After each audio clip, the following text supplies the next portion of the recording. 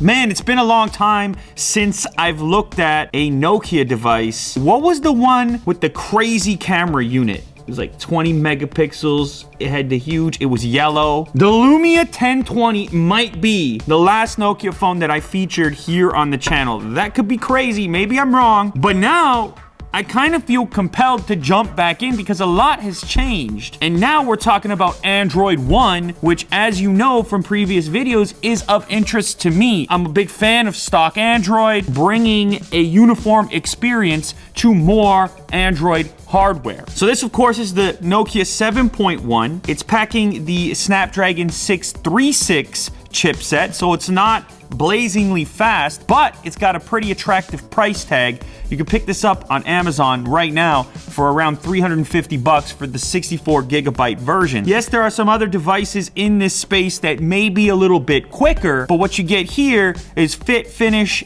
polish, and of course, Android One.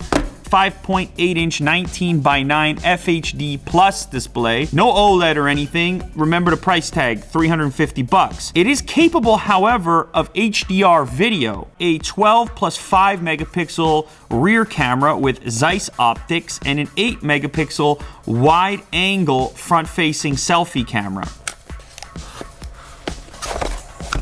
Okay, so first impression, it does not feel like a $350 device. This nice bevel around the edge, it's polished there as well. A lot of glass is in play, metal components. It's kind of boxy on the edge. Oh, they give you a headset as well. You don't see that every time these days. A rear fingerprint scanner. I've become really accustomed to this location. Dual lens setup. You see the Zeiss logo, obviously a reputable brand. This is the important part for me. It's the Android One signature there. SIM card tray is on the other side, and it also features expandable storage. And then you've got USB Type-C on the bottom, once again capable of that quick charge. Now you can tell straight away it's a bit of a notch city. You also have a chin here, so some people might be a little upset about the screen to body ratio, but in my opinion, at this price point, there should be other things that are more important to you. Register the fingerprint, pretty straightforward.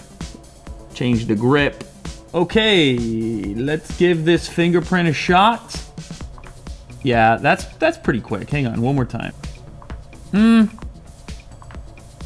From a blank screen, average, whatever, acceptable. As you can see, stock Android experience, beautiful, wonderful. It's like a warm blanket. Now out of the box, this is Android 8.1, but it's supposed to be getting upgraded this month, in fact. Again, part of the Android One program, you get the updates to the latest version a little quicker. Maybe not pixel quick, but next in line for sure. Okay, let's go ahead and give the camera a quick look here. The camera app is not stock. This is not the Pixel camera or stock Google camera, and that means that you have a few more options in here that they've added, including a stacked image processing, which is going to hope to replicate some of the effects that you're seeing on those higher end phones.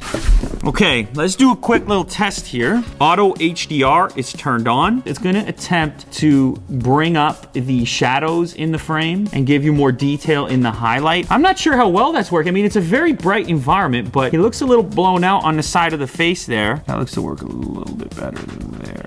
I mean, not bad.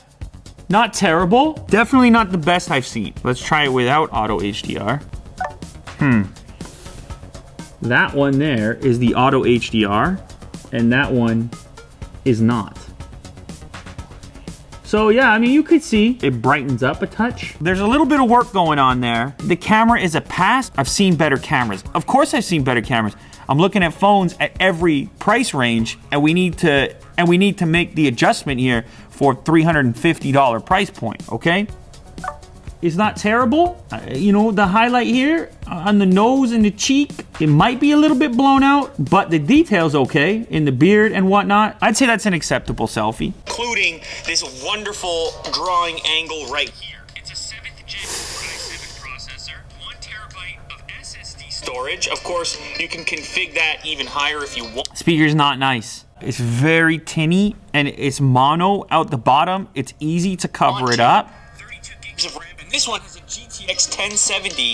It's not blowing anyone away. It's not like an incredible value. It's not one of these package phones where you're like, how did they do it for the money? Low to mid-range vibe in general. I'd say the surprising thing here when you grab it is the build quality for the price. Pick it up and you're like, that feels high quality. That feels expensive. But then you start to play around with it and you're like, the speaker's not that great. It's got the slower chip inside of it. But then again, on this side, you have the stock Android experience, which is hard to come by. If you're an individual who's on a budget and you're trying to get something in that $300 range and you value the stock Android experience, it's a big component for you, and build quality is a big component for you, then you might look at this. But if performance is number one, I think there's some other options out there, including the Pocophone, that probably deliver on those aspects a little better. What I really want is the Pocophone spec with the Android One program, something like that.